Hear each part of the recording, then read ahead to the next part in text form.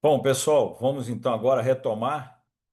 Já fiz a minha apresentação por ocasião da aula de geografia e agora nós começaremos a falar sobre a história. Os dois assuntos elencados na história que estão previstos na FOG 2025 são a transmigração da família real portuguesa e a corte portuguesa para o Brasil, e o período joanino, que vai de 1808 a 1821. É muito importante que gravem datas. Vamos lá, então. Considerações iniciais. A primeira consideração que eu tenho a fazer é o período histórico onde está inserido essa fase do início do século XIX. 1879 é o marco do início da Idade Contemporânea. É a Revolução Francesa. Esse militar aqui é um general, Napoleão Bonaparte, que após o golpe do 18 do Brumário, ele assume o governo francês. E logo depois, ele é declarado imperador francês. Isso aí foi em 1799. Logo depois, ele desempenha um papel expansionista na Europa. Então começa a dominar territórios.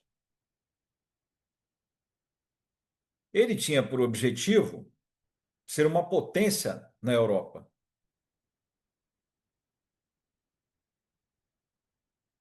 Mas tinha um oponente de peso, que era a Inglaterra. Ainda com alguns ressentimentos da Guerra dos 100 Anos, né, travada entre, entre as duas nações, mas na verdade ele queria ser hegemônico, ditar as regras europeias e começou a invadir. E um dos objetivos era justamente minar a economia inglesa, que estava em ascensão por conta da primeira Revolução Industrial, mais ou menos no ido de 1750, que teve início na Inglaterra. Então, a Inglaterra detinha o know-how industrial e, com certeza, iria conquistar vários mercados. Ele, ele chegou a realizar ações de guerra naval contra a Inglaterra, mas foi derrotado na Batalha de Trafalgar, em 1805. Não conseguindo o êxito, né, porque a outra fase seria o ataque terrestre à Inglaterra, ele, dentro da ideia de isolar a Inglaterra e minar a sua economia, ele decreta em 1806 o bloqueio continental.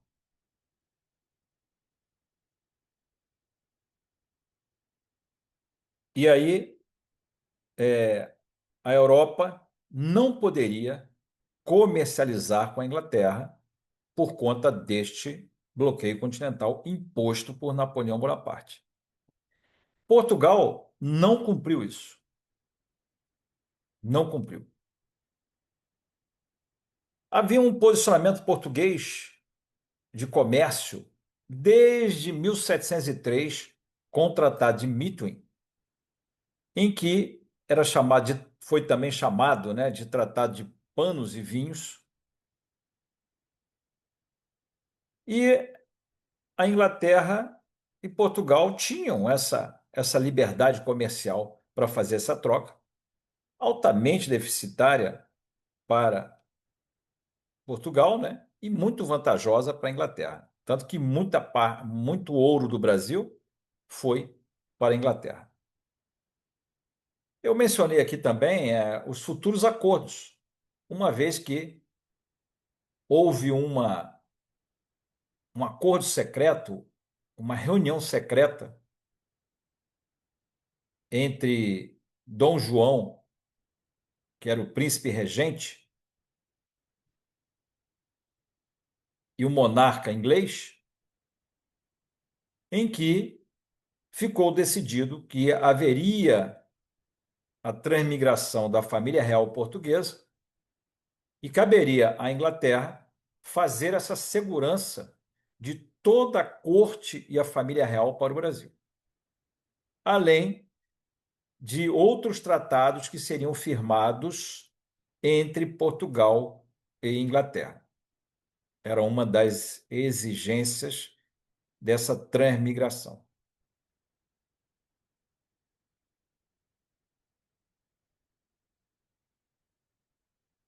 A pressão em virtude da possibilidade de invasão do território português pelas tropas napoleônicas do general Junot era muito grande. E o príncipe regente ele ficou numa situação: o que é que eu faço? Qual vai ser a oportunidade? Que apoio eu terei? Foi aí que ele fez essa convenção secreta com a Inglaterra. Então já estava tudo armado para que, num determinado momento, eles, a família real portuguesa e a corte portuguesa, saísse de Portugal para o Brasil. Também coloquei aqui para a gente ilustrar que o príncipe, por que príncipe regente? Porque a Dona Maria I, ela estava afastada do reino, né, de como governadora do reino, ou seja, a rainha do reino português, por conta da sua demência. E aí, em 1792, e a partir deste momento, o príncipe regente Dom João assume o governo português. Eles saem em novembro de 1807 e chegam em janeiro de 1808, na cidade de Salvador, que foi a primeira parada. E aí você tem um diferencial. Pode surgir uma questão em que pergunte-se quais foram as medidas adotadas por Dom João por ocasião da vinda da família real portuguesa ou da chegada da família real portuguesa no Brasil. E aí uma pegadinha, porque todo mundo vai achar, ou grande parte vai achar, que foi tudo feito no Rio de Janeiro, e não foi. O decreto de abertura de portos às nações amigas foi decretado em Salvador. Ele se encontrava em Salvador. Ele ficou mais ou menos um mês lá, juntamente com toda a corte. E a criação também da Escola de Medicina da Bahia ou Escola de Cirurgia da Bahia. Veio para o Rio de Janeiro. E dia 8 de março de 1808, ele chegava ao Rio de Janeiro. E a partir daí, ele começou a tomar medidas para a instalação do governo português no Brasil. Portugal foi invadida lá pelas tropas de Junot. E essa invasão estava lá no governo português o Lord Stanford, que foi quem fez a intermediação entre o rei da Inglaterra e o rei de Portugal.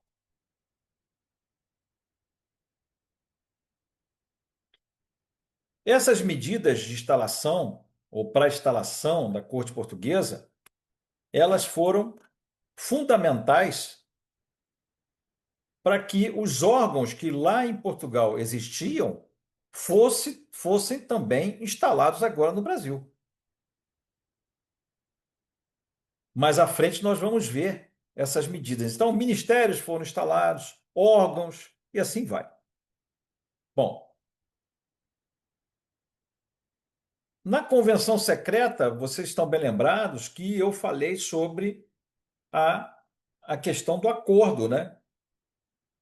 Existe um custo da segurança, né, da armada inglesa fazer a segurança da corte portuguesa e permanecer aqui por um tempo no Brasil, até a completa instalação da, da corte,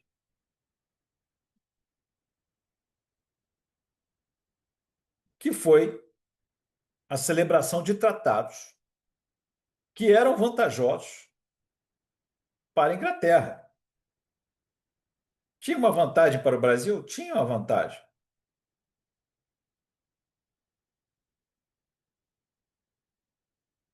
1810, então, Dom João assinou um tratado de comércio e navegação e de aliança e amizade. Ou tratado de aliança, amizade, comércio e navegação. Tá? Nesse tratado, ficava estabelecido um valor de taxação dos produtos vindos da Inglaterra, vindos de Portugal e vindo de outras nações. Existia um diferencial nesses valores. Então, você tinha 15% sobre produtos ingleses, 14%, ou digo, 16% sobre produtos portugueses e 25% sobre produtos de outras nações. Então, assim, estava altamente vantajoso, até em relação a Portugal, esse imposto de importação cobrado, uma taxação de importação. Bom, em 1815,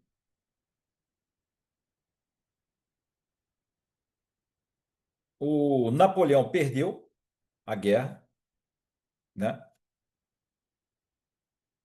E essa perda fez com que os países vencedores se organizassem em Viena, fizessem um congresso em 1815, e esse congresso, ele, dentre outras medidas, a medida que ele tomou principal, que impactou bastante, Dom João, bem como o Brasil e a corte portuguesa, e os brasileiros, de uma maneira geral, foi a manutenção, o estabelecimento do status quo anterior à Revolução Francesa. Então, os príncipes, os reis que estavam antes da Revolução Francesa seriam conduzidos ao poder por conta da força desse Congresso de Viena. Então, fiquem, por enquanto, com essa informação. Em 1817, houve a Revolução Pernambucana, que vai ser abordada em outra aula, mas também que aconteceu no período joanino, que vai de 1808 até 1821, com seu retorno a Portugal. Vamos lá. Medidas tomadas por Dom João no Rio de Janeiro. Revogação do Alvará de 1785. A Dona Maria I, a louca, ela editou esse alvará, proibindo a instalação de indústrias no Brasil. E aí houve a revogação e, consequentemente, a possibilidade de instalação de indústria na colônia brasileira. Criação de ministérios e tribunais para poder tocar a máquina administrativa. Fundação da Casa da Moeda do Brasil e do Banco do Brasil. Criação do Jardim Botânico. Inclusive, o Jardim Botânico, ele era um local de experiências dos vegetais, para ver a questão da, da, do comércio, né? Da validade comercial de algumas espécies. E até mesmo de cultivo, de estudo. Criação da Escola de Medicina do Rio de Janeiro, como aconteceu lá na Bahia, né? A Escola de Medicina da Bahia. Criação da Academia Real Militar. Criação da Imprensa Real e do Teatro Real. Hoje é o Teatro João Caetano, se não me lembro, se não me me falha a memória, Biblioteca Real e Academia Real de Belas Artes. Essa Biblioteca Real, toda a Biblioteca Real foi trazida, hoje é a Biblioteca Nacional, toda a Biblioteca Real foi trazida lá de Portugal para o Brasil. Então ele instalou, ele criou essa Biblioteca Real aqui no Brasil. Bom, essas foram as medidas tomadas aí de uma maneira geral para a instalação da corte portuguesa e do rei de Portugal e da rainha de Portugal, né, e o príncipe regente, já que ele não era rei ainda. Ele só seria rei depois que ela morresse.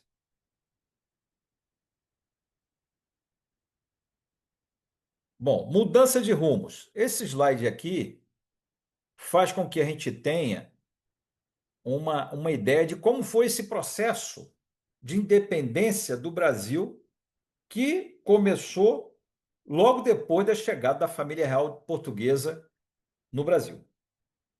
Primeiro aspecto diz respeito à elevação do Brasil a Reino Unido, a Portugal e Algarves. Essa elevação do Brasil, ela fez com que a colônia portuguesa se igualasse ao Reino Português e Algarves. Então, houve um aumento de status, saiu de colônia para reino. Nós vimos lá atrás a questão da abertura dos portos às nações amigas. Foi muito importante, por quê? Porque os grandes proprietários agrícolas, particularmente do algodão e do açúcar, eles não precisariam mais de intermediários para fazer o comércio exterior. Anteriormente, eles teriam os portugueses aqui para que fosse feito esse comércio, uma vez que o exclusivismo metropolitano, né, o exclusivismo comercial, colonial e o pacto colonial, ele tinha que ter esse intermediário português para fazer o comércio diretamente com Portugal. Agora não precisaria mais. Então foi altamente benéfico para o Brasil essa questão e deu uma autonomia econômica ao Brasil, essa questão da abertura dos portos às nações amigas. Ok? Em 1820, ocorre um evento que é a Revolução do Porto, em que já não está mais o Lord Stanford, está outro Lord, o Lord Beresford. E ele ficou impedido de chegar e governar. As Cortes Gerais, que eram deputados portugueses e deputados brasileiros instaladas, propuseram o retorno de Dom João VI. Eles não queriam mais ficar submissos a um inglês, que era o Lord Beresford.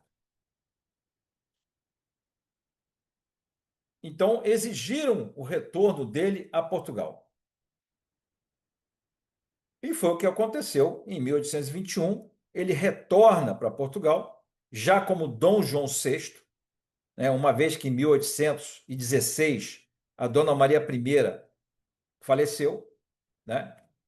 E ele deixa no Brasil seu filho como príncipe regente, o Dom Pedro, que não era Dom Pedro I ainda. Tá bom? Concluindo, consequências da vinda da família real portuguesa para o Brasil. A primeira consequência, a aceleração da independência política do Brasil. Uma vez que já havia sido concedida uma autonomia econômica com a abertura dos portos às nações amigas. Uma vez que já tinha igualado o Brasil a Reino Unido, a Portugal e Algarves. Embora fosse a ideia das Cortes Gerais retornar à situação de colônia, e logicamente a Corte Geral não queria, que era lá em Portugal, não queria que Portugal fosse comandada pela colônia brasileira, embora não fosse mais colônia. Mas então houve uma ideia de recolonização do Brasil, lançada por essas Cortes Gerais, em que até alguns deputados que tinham interesse, né, nessa situação de dependência colonial, eles foram contrários, ou seja, eles foram favoráveis à, à recolonização do Brasil, mesmo brasileiros.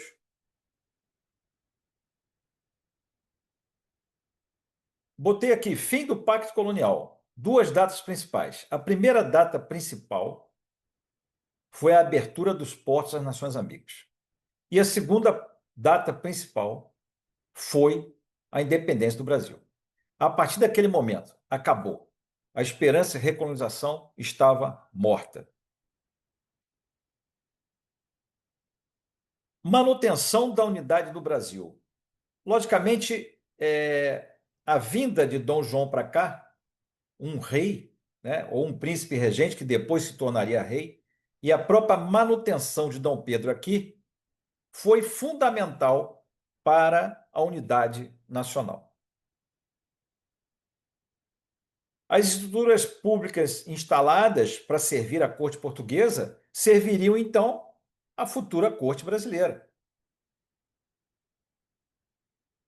Dom João, ele era muito preocupado com as artes, tanto que ele trouxe a Biblioteca Real para o Brasil, para manter a cultura, né? Porque se caísse nas mãos dos franceses, poderia haver uma destruição da cultura e da história portuguesa. Com isso, ele trouxe para o Brasil essa biblioteca real e instalou aqui, né, fez uma biblioteca real aqui. E ele estimulou as artes,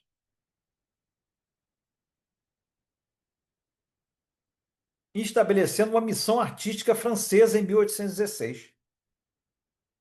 Vieram dois pintores que retrataram o período joanino, que foi Debré e Tonet. Outro aspecto, consequência dessa família real, né, da vinda da família real, foi a impulsão da urbanização e modernização da cidade do Rio de Janeiro, com a construção de novos prédios, novas edificações. Novas profissões vieram à tona, por exemplo, cabeleireiro. Então, a corte portuguesa, ela já tinha uma estrutura lá. Então, essa estrutura acabou vindo para cá também. Dizem que foi algo em torno de 10 mil a 15 mil pessoas, tá? Mas hoje ainda não tenho uma ideia do quantos foram que vieram para cá. Novos hábitos e costumes, baseados na cultura, né, no hábito europeu e, particularmente, no hábito português. Influência na identidade nacional, cultura e educação também. E a expansão da educação que era voltada, né, para as elites. Uma outra consequência foi a autonomia administrativa, uma vez que haveria de ocorrer posteriormente a independência política do Brasil. Reorganização territorial, as capitanias foram transformadas em províncias, então aquelas capitanias desde 1534, né, elas só encerraram e foram transformadas em províncias no momento da vinda da família real portuguesa para o Brasil. Na política externa, uma vez que a França era inimiga de Portugal, né, uma vez que invadiu Portugal, Dom João ordenou a ocupação da Guiana Francesa. E ocorreu a ocupação, e somente em 1817, isso aí foi em 1809, somente em 1817, e que houve a desocupação da Guiana Francesa. Porque, na verdade, com com Viena, né, o Congresso de Viena, o status quo estava restabelecido. Então, houve a devolução da Guiana Francesa. Mas a ocupação da província cisplatina permanece. Isso só vai ocorrer durante a independência do Uruguai, né, a independência da Cisplatina se transformando em Uruguai no, no primeiro reinado de Dom Pedro. Então, é isso que eu tinha para falar. Espero que vocês tenham acompanhado e entendido essas ideias, tá? Então, até a próxima. Um abraço.